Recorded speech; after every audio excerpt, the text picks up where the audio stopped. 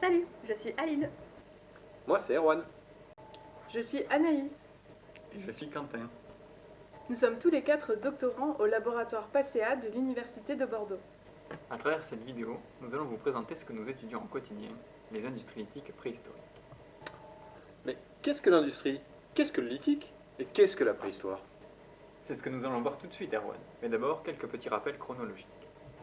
Aline, envoie le générique. Vivant for the rock and roll, on est les cops à Macron. On a acheté des silex pistols pour effrayer les babacools. On vous fera... Archéologique que nous étudions date du Paléolithique. Le Paléolithique représente la première période de la préhistoire. Il a débuté en Afrique il y a environ 3 millions d'années et se termine au début du Néolithique, il y a environ 6 000 ans avant notre ère. Les productions matérielles de cette époque sont principalement des outils en pierre, taillés, résistants à l'action du temps. Notre espèce, Homo sapiens, n'est pas la seule à savoir produire des outils. Notre arbre généalogique est composé d'une multitude d'espèces, dont chacune avait le potentiel de fabriquer des outils en pierre. Le nom que l'on donne à tous les vestiges archéologiques qui se rapportent aux outils en pierre est celui d'industrie lithique.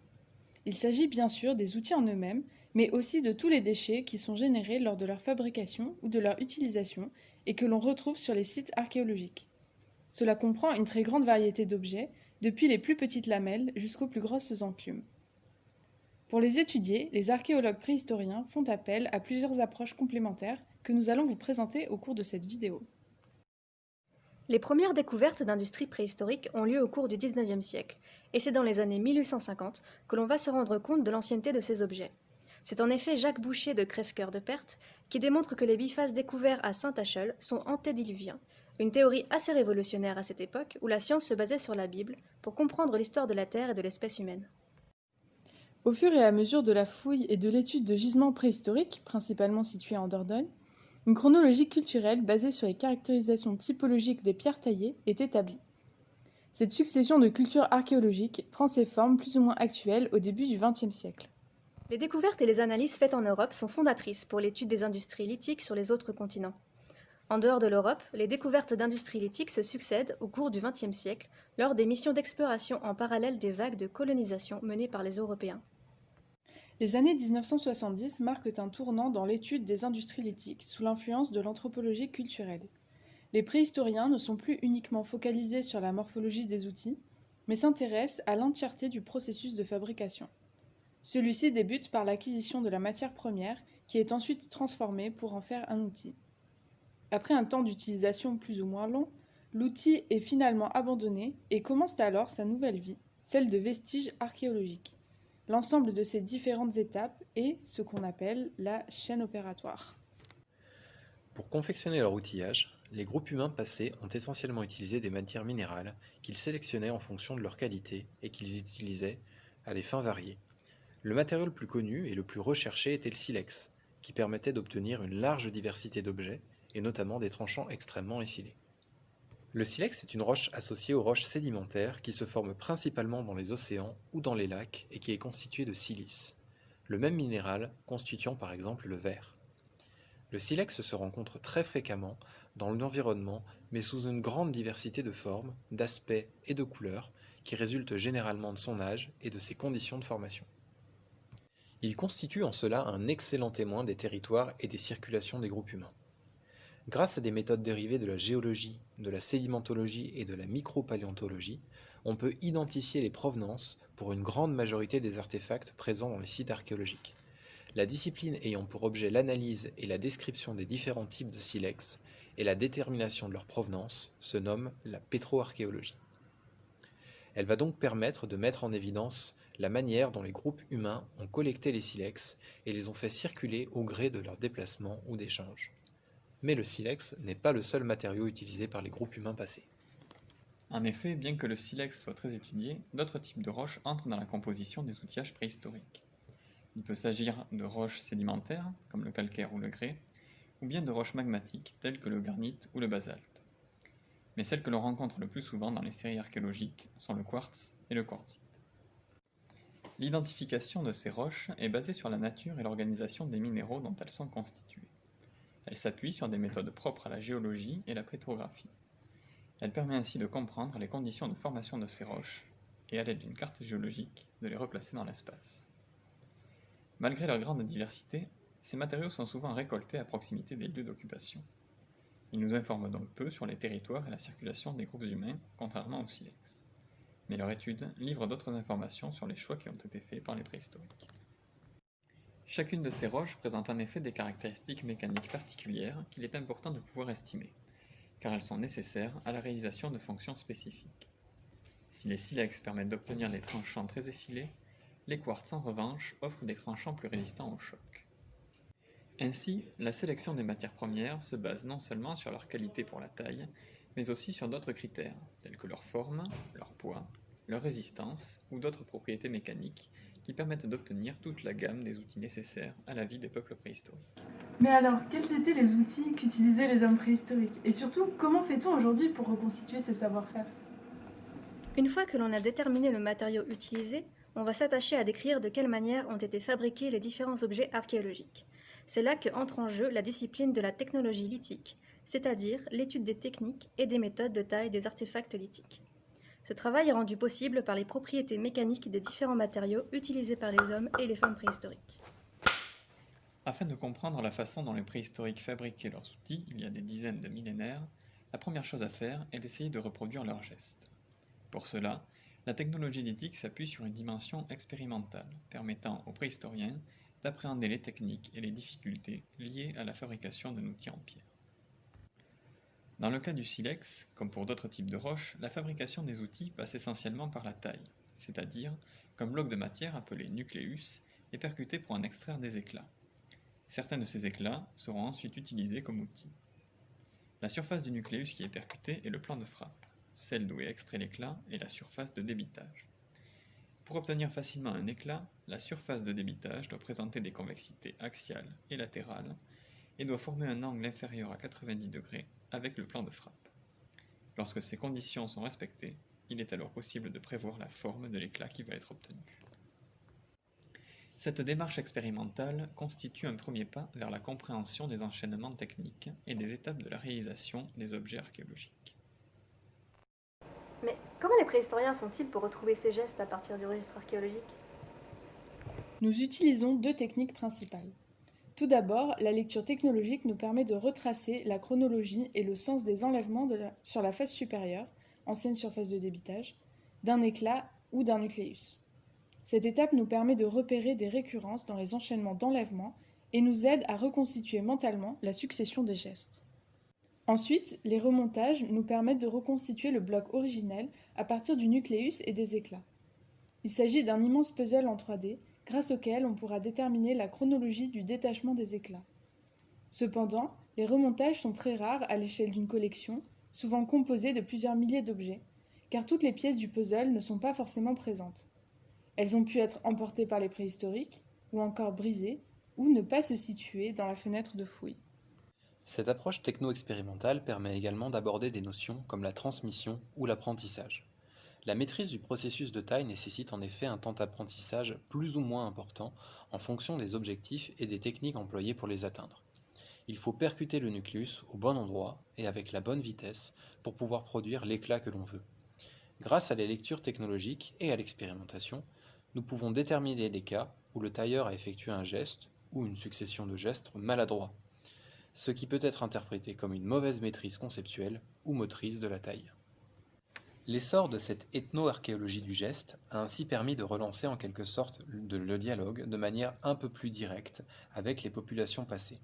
Depuis les premières industries à plus de 3 millions d'années, qui montrent déjà une connaissance des propriétés mécaniques des roches, en passant par le façonnage bifacial régulier qui témoigne des capacités de représentation mentale et de conceptualisation des artisans, jusqu'au débitage à prédétermination qui montre une réelle planification des objectifs. Tout cela traduit la maîtrise de savoir-faire idéatoires qui parviennent à intégrer pleinement la matière dans leur conceptualisation jusqu'à la maîtriser. Une fois débités, les blocs, éclats et lames peuvent ensuite être façonnés en une grande diversité d'outils, dont certains sont considérés comme caractéristiques d'une période ou d'une culture donnée. La classification de ces différents outils se nomme la typologie et fonctionne généralement de pair avec la technologie. Ces différents outils sont autant de traces des activités auxquelles ils ont pris part et qu'il faut savoir déchiffrer. Mais d'ailleurs, comment fait-on pour savoir à quoi ont servi ces outils? Les outils préhistoriques avaient différentes fonctions que nous pouvons retrouver grâce aux traces d'usure conservées sur les tranchants. Ces tranchants très effilés sont étudiés par des tracéologues spécialisés dans l'étude des traces, et plus particulièrement des traces d'utilisation. Les premiers tracéologues se sont inspirés de travaux ethnographiques sur les sociétés de chasseurs-cueilleurs actuelles, utilisant la pierre afin de mieux comprendre la façon dont étaient utilisés les outils préhistoriques. Ils ont donc remarqué différentes activités possibles, notamment pour l'acquisition et la transformation de nourriture, telles que des armes de chasse et des outils pour découper la viande et fracturer les os, ou encore des outils pour collecter des plantes et travailler du bois. Cependant, la simple comparaison avec des chasseurs-cueilleurs actuels n'est pas suffisante, et il est nécessaire de reproduire nous-mêmes ces gestes selon un protocole particulier, afin d'identifier clairement les différents types de traces présents sur les outils. C'est pourquoi la construction de référentiels expérimentaux est indispensable pour identifier les activités menées par les groupes préhistoriques. Pour cela, il est nécessaire de produire des éclats tranchants par la taille de roches qui sont sélectionnés selon la période et le contexte du site archéologique étudié. Puis, nous utilisons ces éclats pour différents types d'activités, dont les variables sont maîtrisées et enregistrées. Nous fabriquons donc des traces d'utilisation dont les origines sont connues et les comparons avec les traces d'usure observées sur les vestiges archéologiques. L'observation de ces traces se fait à plusieurs échelles. De l'œil nu jusqu'à l'échelle microscopique, nous enregistrons la morphologie de chaque trace d'utilisation repérée, car elles sont spécifiques pour chaque type de roche taillée et chaque type d'activité. Ainsi, lorsque l'on observe les tranchants de ces outils en pierre, nous pouvons reconstituer d'abord le mouvement de l'action, un mouvement de découpe ou de raclage par exemple, puis le matériau travaillé, que ce soit de l'os ou des plantes, et il est aussi possible de dire si l'outil était emmanché. Les travaux publiés dans ce domaine montrent que les groupes préhistoriques utilisaient ces outils pour de nombreuses activités variées qui ne se limitaient pas à l'acquisition et la transformation de nourriture. Certaines activités sont liées à des manifestations artistiques, voire symboliques, car dans certains contextes particuliers, tels que la grotte de Lascaux, grotte peinte et gravée, des artefacts ont servi à graver les parois de la grotte pour représenter des figures animales. Mais il faut cependant faire très attention à ne pas confondre les modifications intentionnelles du matériel lithique et les modifications liées à des altérations naturelles et des altérations plus récentes, lors des fouilles et du stockage du matériel par exemple. Mais dans ce cas, quelles sont les modifications que peuvent subir ces objets après leur abandon ou après leur découverte? Comment faire pour les distinguer des traces liées aux activités préhistoriques?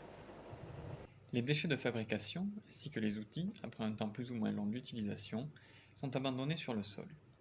Avec le temps, des sédiments se déposent dessus et les recouvrent.